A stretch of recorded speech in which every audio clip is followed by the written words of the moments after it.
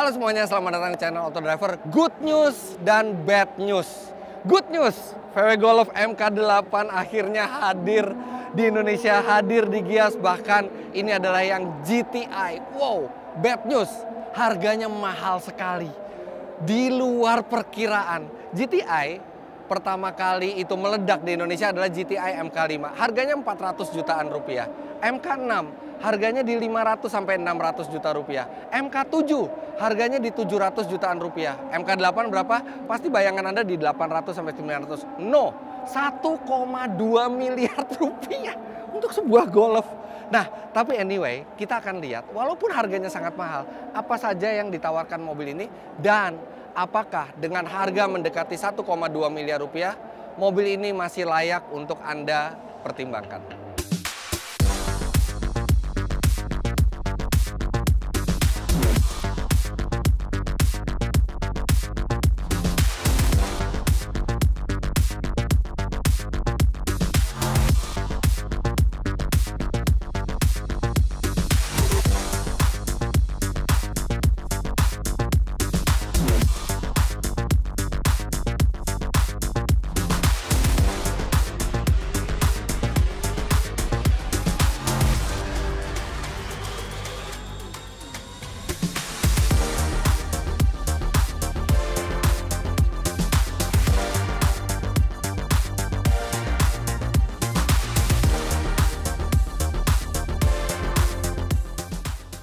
Tidak ada yang bisa menolak bahwa ini adalah salah satu mobil terganteng yang ada di Gias. Desainer VW berhasil membuat Golf MK8 ini sangat cantik. Baik dari depan, dari samping, dari belakang. Semuanya terlihat modern dan masih terasa ciri khas dari Golfnya. Apalagi dengan warna merah metaliknya ini yang keren sekali. Dan velgnya juga ini dia masih menggunakan velg 18 inci 225 40 18, artinya ini masih sama ukuran yang digunakan dari mulai VW Golf MK7 ya, masih sama.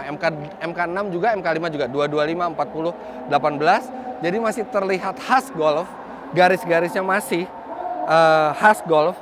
Tapi detail-detail kecilnya, tulisan GTI yang di samping ini, tulisan model yang retro ya, kemudian lampunya, bumpernya, ini adalah salah satu mobil yang sangat keren. Sekarang kita lihat bagian mesinnya. Oke, kap mesinnya berat sekali dan belum ada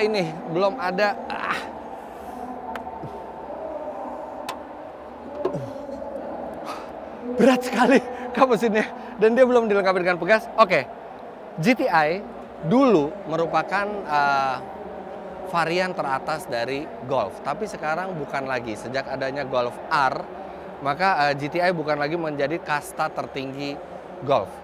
Tapi dia masih dilengkapi dengan mesin yang sangat bertenaga. Dia masih mempertahankan mesin 2000 cc dengan turbo, tapi kalau di MK5 itu tenaganya hanya 200 HP.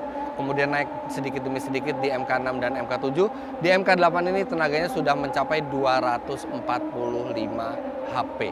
Dan torsinya juga besar, 370 Nm, yang bisa melajukan mobil ini 0 sampai 100 km per jam di angka tidak sampai 6 detik. Padahal dia front wheel drive. Dan mobil ini memiliki transmisi dual clutch 7 speed yang menyalurkan tenaga serta torsi tadi ke dua roda depan. Nah, untuk mobil performa atau hot hatch seperti ini, kita bisa melakukan beberapa komparasi harga.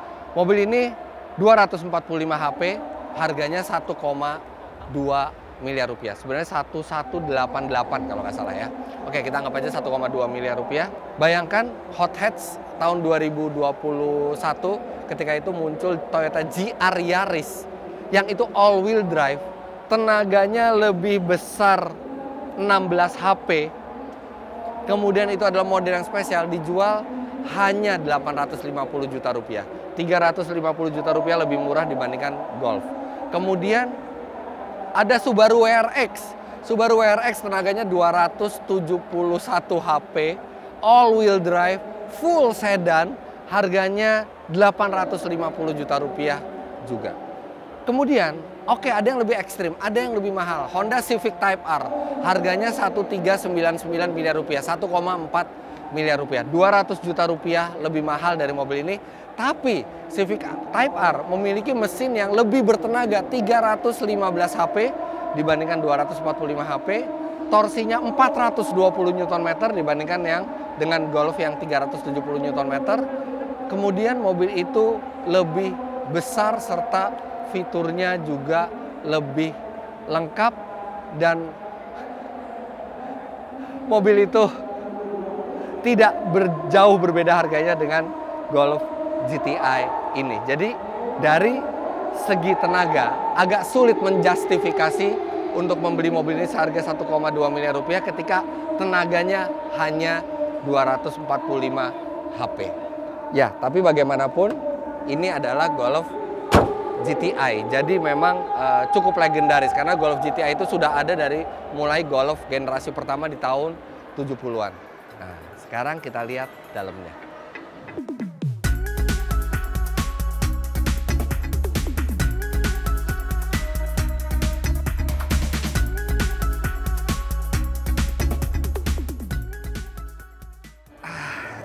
Ini adalah bagian belakangnya, dan nggak lega ya. Di depan itu posisi berkendara saya tingginya 177 cm. Karena kursinya tebal, jadi tidak tersisa ruang yang lega. Ini sedikit sekali legroom di sini. Kemudian walaupun ini front wheel drive, entah kenapa ini channelnya besar sekali. Kalau headroom memadai, kursinya cukup nyaman, tapi tidak banyak space tersisa di belakangnya. Tapi minimal Anda masih dapat 2 buah USB-C slot, serta ada ventilasi AC di belakang. Ini ada kantong-kantong untuk menyimpan barang-barang kecil yang saya juga nggak ngerti kenapa harus ada di sebuah hot hatchback gitu ya. Tapi ini space-nya nggak begitu gede. Tapi ya ketika Anda membeli Golf GTI, yang harus Anda nikmati adalah di depannya. Oke, sekarang kita lihat bagian depan. Wow, ini posisi berkendara sangat ergonomis dan instrumen klasternya sangat keren. Sangat berkelas desainnya. Kemudian di sini juga terasa bahwa kabin mobil ini seperti mengungkung driver. Jadi benar-benar driver oriented. Sistem ADAS juga sudah lengkap, adaptive cruise control. Kemudian ada blind spot warningnya juga semua. Dan ini sangat mengasihkan untuk diduduki. Tuas transmisi kecil seperti ini, engine start stopnya berkedip seakan memanggil kita untuk segera menyalakan mesinnya. Infotainmentnya juga full digital, tampilannya juga bagus walaupun menurut beberapa review di luar tidak terlalu user friendly, tapi enak untuk dilihat. Kemudian ambience light-nya juga bagus. Tidak ada komplain kalau dari saya mengenai interiornya. Ya mungkin ada beberapa bahan yang mestinya ini dikasih piano black ya, tapi hanya material plastik biasa gitu ya. Plastik doff, jadi terasa kurang mewah gitu ya. Tapi yang lainnya sih bagus ya. Di sini ada tempat penyimpanan kecil dengan ada lampu ambience-nya itu yang berpendar. Dan di sini ada penyimpanan kecil. Kemudian cup holder, ya semuanya basic tapi dengan desain yang menarik. Nah, yang menarik juga di tengah AC sini, di sini untuk mengendalikan layar multimedianya. Jadi untuk mode berkendara, nah ini mode berkendara agak aneh nih. Mode berkendara bukan diletakkan di konsol, tapi mode berkendara diletakkan di panel AC. Ya, terus ada untuk ADAS-nya, assist, ada climate, ada menu total di sini. Nah, ini menunya bisa kita buka. Nah, ini panel sentuh semua. Tapi posisi berkendaranya menyenangkan, serta semua ini terasa simple tapi canggih ya. Jadi ini panel sentuh semua di konsol. Kemudian di kanan untuk pengaturan lampu juga ini sudah panel sentuh semua. Jadi kabinnya lebih simple, membuat Anda bisa lebih konsentrasi untuk berkendara. Dan ini kalau posisi berkendaranya sih sudah benar-benar menggugah kita untuk segera mengendarai mobil ini secara kencang. Apalagi joknya Ini semi bucket dan ada tulisan GTI-nya juga di sini. Di setir juga ada tulisan GTI. Dan tetap ya, GTI itu adalah sebuah legenda gitu. Dia bahkan sudah ada di dunia jauh sebelum Subaru WRX itu ada, jauh sebelum Civic Type R itu ada gitu ya. Jadi memang ini sebuah brand yang legendaris.